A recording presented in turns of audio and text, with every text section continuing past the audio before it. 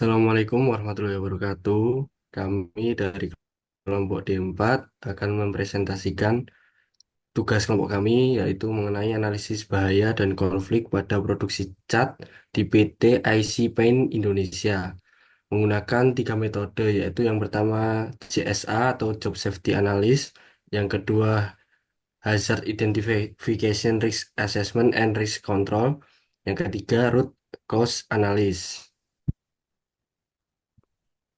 Lalu sebelum masuk ke materi, izinkan kami memperkenalkan diri terlebih dahulu, yaitu saya sendiri Adrian Okta Saputra dengan NIM akhir 70.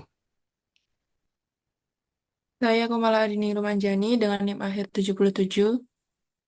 Saya Dimas Bayu Koco dengan NIM akhir 80. Saya Derwin Akbar Nugroho dengan NIM akhir 095. Lalu dasar teori keselamatan serta kesehatan kerja atau K3 merupakan rangkaian aktivitas untuk menghasilkan atmosfer kerja yang nyaman serta tentram untuk para karyawan yang bekerja di industri yang bersangkutan. Prinsip-prinsip K3 yaitu antara lain yang pertama ada mewujudkan kesehatan masyarakat yang optimal, yang kedua yaitu mencegah kecelakaan dengan kerjasama tim yang baik, yang ketiga ada pengamanan fisik dan pelindungan pribadi maupun tamu. Lalu konflik adalah situasi di mana dua pihak atau lebih memiliki perbedaan pendapat, kepentingan, nilai ataupun tujuan yang dapat menimbulkan ketegangan atau perselisihan. Konflik itu dapat terjadi di berbagai tingkatan, baik tingkatan individu, tingkatan kelompok, maupun tingkatan organisasi, dan dapat juga muncul menjadi dalam berbagai bentuk, seperti konflik interpersonal, konflik antar kelompok, ataupun konflik struktural dalam organisasi.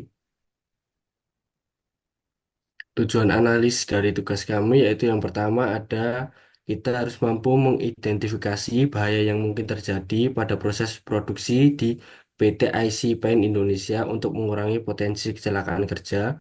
Yang kedua, melakukan analis risiko keselamatan kerja pada tahapan proses produksi seperti penerimaan bahan baku, penimbangan, pencampuran bahan kimia, dan pengemasan produk menggunakan metode JSA.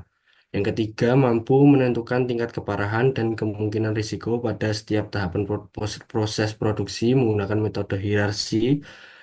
Empat, mengusulkan tindakan pengendalian untuk mencegah dan mengelola risiko pada proses produksi dengan menggunakan pendekatan berbasis hierarki yang memungkinkan prioritas pengendalian sesuai tingkat risiko. Lalu yang terakhir, mengidentifikasi penyebab utama masalah dalam kualitas produk, efisiensi waktu produksi, dan tingkat cacat produk menggunakan metode RCA.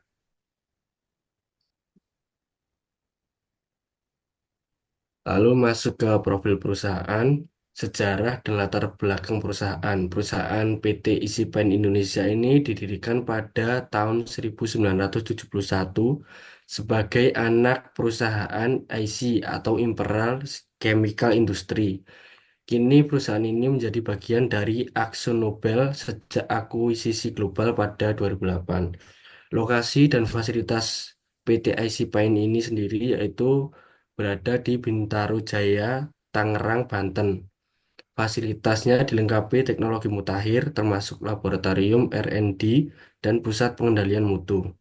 Produk-produk unggulan dari PT IC Paint ini ada Dulux atau segmen yang premium, ada Maxilit atau segmen menengah, lalu yang terakhir ada Cadillac atau segmen ekonomis. Komitmen lingkungannya, teknologi ramah lingkungan, program daur ulang limbah cat, dan pengembangan produk rendah VOC. Ini metode identifikasi masalah yang digunakan. Yang pertama ada JSA atau Job Safety Analysis, adalah teknik analis yang digunakan untuk mengidentifikasi bahaya yang ada dalam pekerjaan dan mengembangkan cara untuk mengurangi risiko kecelakaan. Yang kedua ada hierarki atau Hazard Identification, Risk Assessment, and Risk Control, yaitu adalah metode identifikasi yang digunakan untuk meninjau hazard suatu operasi atau proses secara sistematis, teliti, dan terstruktur yang dapat menimbulkan resiko merugikan bagi manusia maupun fasilitas, lingkungan, atau sistem yang ada serta menjelaskan penanggulangan resiko.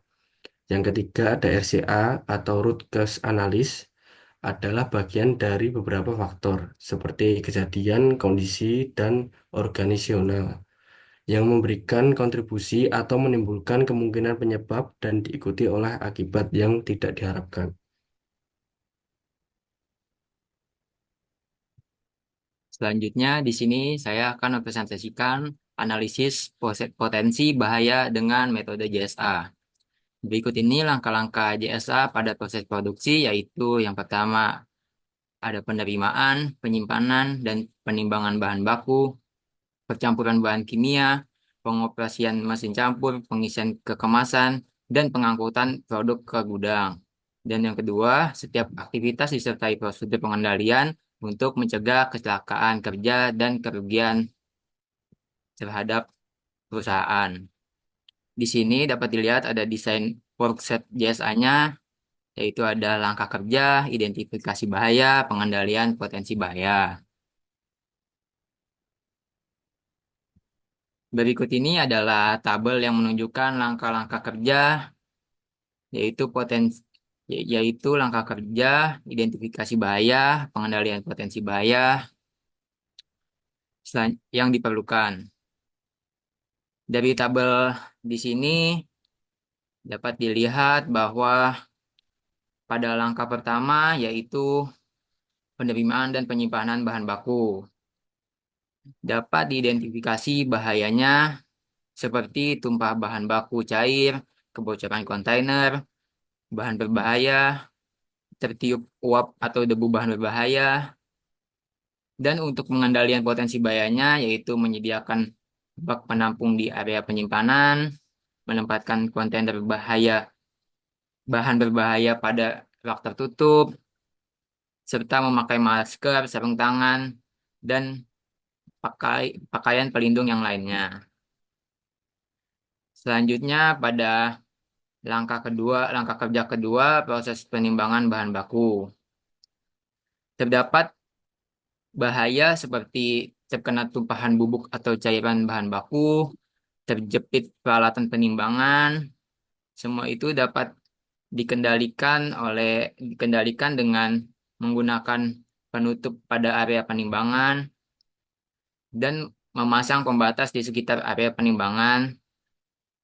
Dan selanjutnya pada langkah kerja ketiga yaitu pencampuran bahan kimia dapat diidentifikasikan bahayanya terkena tumpahan bahan kimia serta untuk mengantisipasinya dapat mewajibkan APD lengkap, buat area percampuran yang terpisah dari sumber api atau panas, dan pasang tanda dilarang perokok. Selanjutnya, pada langkah kerja keempat, ada pengoperasian mesin pencampur. Dapat diidentifikasi bahayanya seperti terjadi cedera dari bagian mesin yang bergerak. Dapat diantisipasi dengan mewajibkan pemeriksaan dan pemeliharaan mesin secara berkala untuk memastikan kondisi mesin aman dan memberikan pelatihan penggunaan mesin dan keselamatan kerja pada operator. Selanjutnya, pada langkah kerja kelima, ada tahap pengisian ke kemasan. Dapat diidentifikasi bahayanya, yaitu tumpahan atau percikan bahan kimia, kontaminasi pada kemasan. Hal itu dapat diantisipasi menggunakan corong dan alat bantu otomatis untuk mengurangi resiko tumpahan saat pengisian kemasan, menggunakan APD yang lengkap, serta buat pembatas di sekitar area pengisian untuk mencegah pekerja lain berada terlalu dekat dengan bahan kimia. Dan yang terakhir, pada langkah kerja ke-6 yaitu ada pengangkutan produk ke gudang dengan identifikasi bahayanya yaitu beban terlalu berat. Pengendaliannya yaitu menggunakan alat bantu seperti forklift untuk beban berat dan pastikan area pengangkutan tidak licin dan cukup luas untuk proses pemindahan. Dengan menerapkan metode JSA ini secara sistematis, kita dapat meningkatkan keselamatan kerja dan menciptakan lingkungan kerja yang lebih aman. Selanjutnya akan dijelaskan oleh teman saya. Berikutnya saya akan menjelaskan tentang analisis risiko dengan metode hierarki yang bisa dilihat pada desain worksheet-nya hierarki. Yang pertama ada aktivitasnya apa, yang berikutnya kolom berikutnya tentang potensi bahayanya apa, kolom berikutnya tentang dampak bahayanya kepada pekerja itu apa saja, kolom berikutnya disimbolkan dengan S yang berarti severity. Ini berarti nilai dampak bahayanya dengan 1 poin berarti tidak fatal atau bahkan tidak perlu penanganan medis, hingga 5 poin paling tinggi yang berakibat fatal atau adanya kematian. Kolom berikutnya yaitu disimbolkan dengan L atau likelihood. Ini merupakan nilai kemungkinan kejadian itu terjadi. Dengan satu nilai paling rendah itu bisa saja terjadi setiap berapa tahun sekali, hingga 5 poin paling tinggi itu bisa terjadi setiap berapa minggu. Risk level itu merupakan hasil kali dari poin severity dan poin likelihood yang terbagi menjadi tiga, yaitu risk level rendah, level menengah, dan level tinggi. Dan pada kolom terakhir tentang pengendalian potensi bahaya. Ini berisi tentang solusi dari potensi bahaya itu yang dapat diambil oleh perusahaan.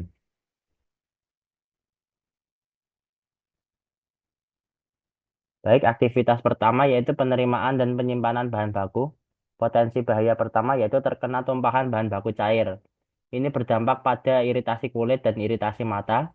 Severity-nya itu di 2 poin dan likelihood-nya sangat mungkin terjadi yaitu 5. Ini menempatkannya pada risk level rendah dan dapat dikendalikan dengan menyediakan bak penampung di area penyimpanan untuk menangani tumpahan. Potensi berikutnya yaitu kebocoran kontainer bahan berbahaya. Ini berdampak adanya keracunan dan kerusakan organ.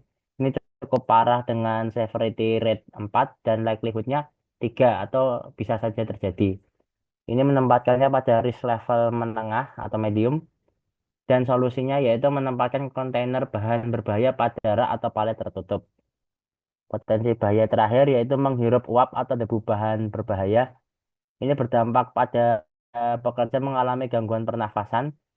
Ini severity-nya berada pada 3 poin dan sangat mungkin terjadi dengan likelihood 5. Ini menempatkannya pada risk level menengah atau medium.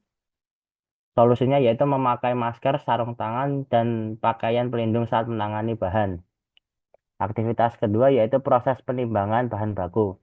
Potensi bahaya pertama yaitu terkena tumpahan bubuk atau cairan bahan baku. Ini berdampak pada iritasi mata, iritasi kulit, dan adanya luka bakar. Severity rate-nya cukup rendah yaitu hanya 2, tapi ini sangat mungkin terjadi pada likelihood 5. Ini menempatkannya pada potensi bahaya rendah atau low, dan solusinya yaitu menggunakan penutup atau penghalang pada area penimbangan. Potensi bahaya berikutnya yaitu terjepit peralatan penimbangan. Ini berdampak pada pekerja mengalami luka memar hingga patah tulang. Ini berada pada severity 4 dan likelihood 5. Menempatkannya pada risk level menengah. Pengendalian potensi bahaya ya dengan cukup memasang pembatas di sekitar area penimbangan agar pekerja tidak mendekat.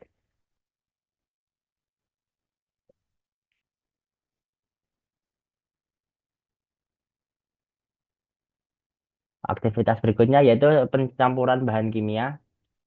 Ini potensi bahayanya yaitu terkena tumpahan bahan kimia yang mengakibatkan pekerja mengalami iritasi kulit, iritasi mata, dan luka bakar.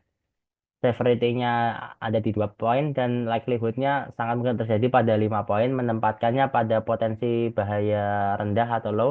Solusinya yaitu mewajibkan APD lengkap seperti menggunakan sarung tangan dan safety shoes dan membuat area pencampuran yang terpisah dari sumber api atau panas dan pasang tanda dilarang merokok. Aktivitas berikutnya yaitu pengoperasian mesin pencampur.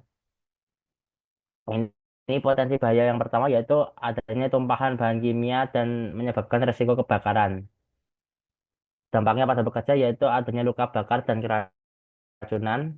Severity-nya 4 dan likelihood-nya 3. Menempatkannya pada potensi bahaya menengah. Solusinya yaitu menggunakan sarung tangan anti bahan kimia dan diadakannya pelatihan prosedur penanganan tumpahan bahan.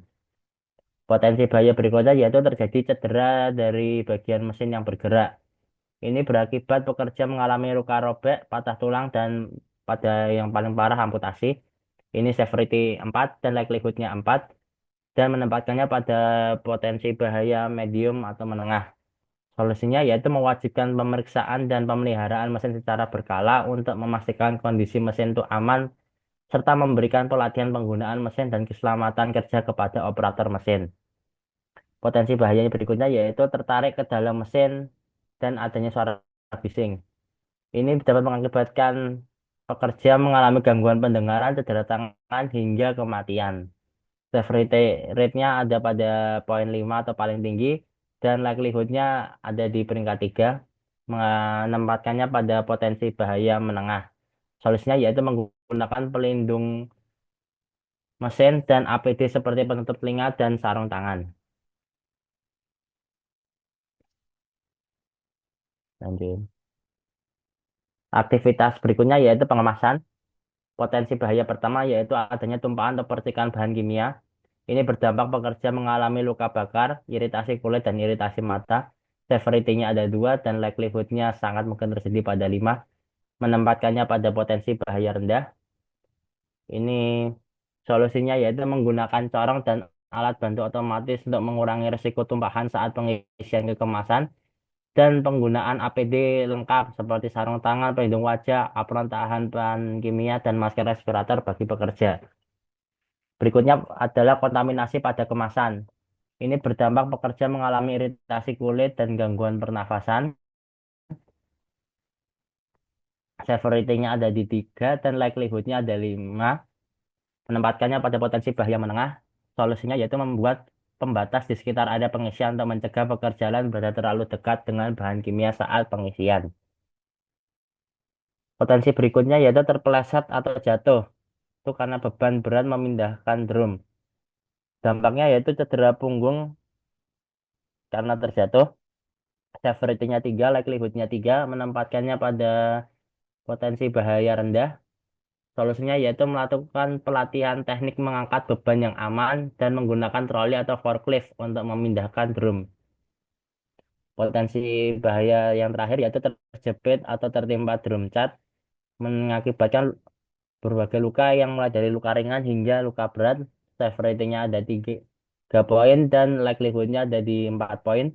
Menempatkannya pada potensi bahaya menengah. Solusinya yaitu melakukan penyusunan drum yang aman dan stabil dan menggunakan sabuk pengaman saat mengangkat barang berat. Aktivitas terakhir yaitu pengangkutan produk ke gudang. Ini memiliki potensi beban terlalu berat, membuatnya terpeleset dan pekerja bisa saja jatuh. Akibatnya, pekerja mengalami cedera punggung, kaki, hingga tulang ekornya pun bisa cedera.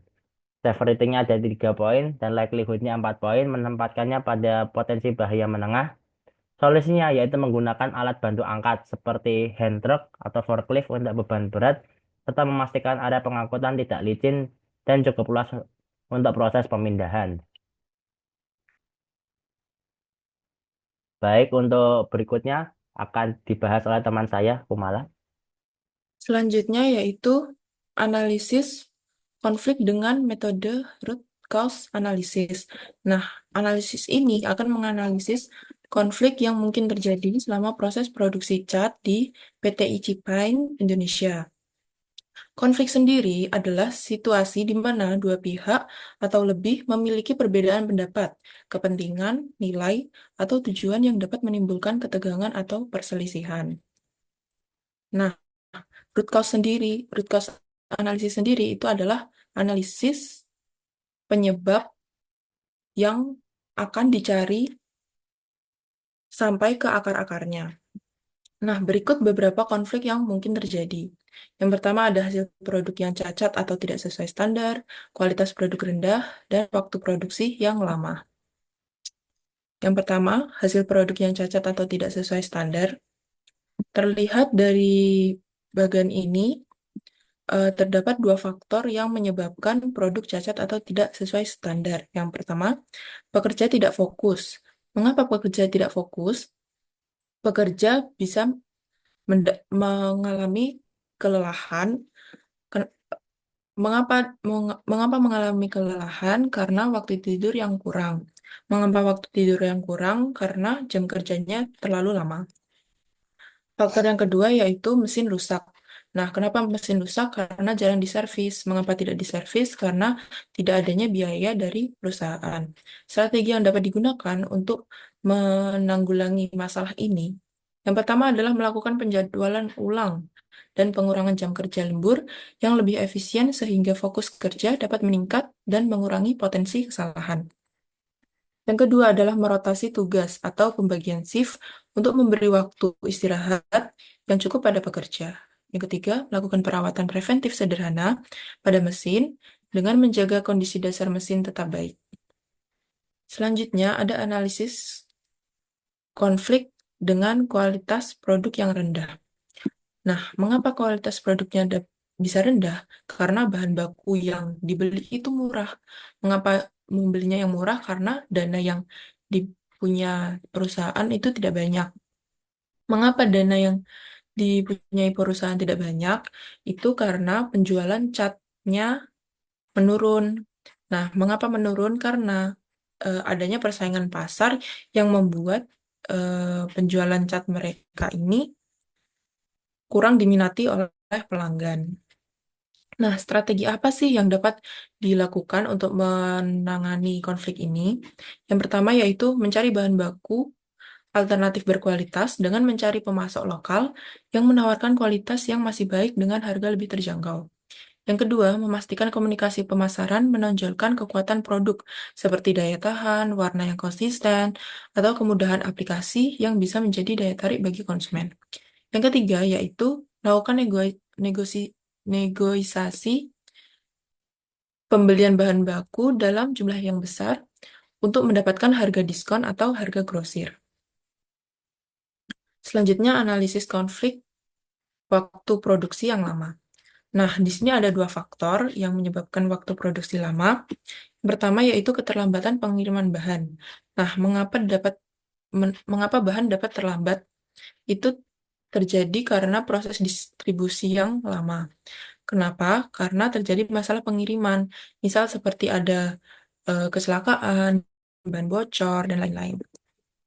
Selanjutnya, faktor yang kedua itu karena tenaga kerjanya tidak cekatan, tidak melakukan pekerjaan dengan cepat. Nah, mengapa tenaga kerjanya tidak cekatan? Itu karena kurangnya semangat kerja. Hal ini bisa eh, disebabkan karena mungkin gajinya yang kecil dan kurang memenuhi kesejahteraannya pekerja. Strategi yang dapat digunakan yaitu yang pertama ada meningkatkan kesejahteraan pekerja dengan memberi gaji yang lebih kompetitif dari yang sebelumnya. Yang kedua, memiliki cadangan pemasok bahan baku sebagai alternatif jika pemasok utama terkendala saat pendistribusian. Yang ketiga, mengimplementasikan perangkat lunak manajemen produksi yang dapat memantau kemajuan produksi secara real time untuk mengidentifikasi masalah lebih cepat. Nah, kesimpulan dari analisis kami, jadi analisis potensi bahaya di PT Icipain Indonesia menekankan pentingnya penerapan metode job safety analysis dan hazard identification, risk assessment, and risk control untuk mengelola risiko di setiap tahap produksi. CSA membantu dalam mengidentifikasi langkah pengendalian untuk mencegah risiko, sedangkan HIRAS menilai tingkat keparahan dan kemungkinan bahaya untuk prioritas pengendalian yang tepat. Nah, masalah operasional yang ditemukan terkait kualitas produk, efisiensi waktu, dan tingkat cacat produk disebabkan oleh faktor internal seperti kurangnya perawatan mesin dan beban kerja yang berlebihan. Nah, solusi yang diusulkan itu seperti meliputi penjadwalan ulang jam kerja, pelatihan karyawan, dan perbaikan manajemen rantai pasokan. Langkah-langkah ini diharapkan dapat meningkatkan keamanan kerja, produktivitas, dan daya saing perusahaan. Sekian presentasi dari kelompok D4. Terima kasih atas waktunya. Wassalamualaikum warahmatullahi wabarakatuh.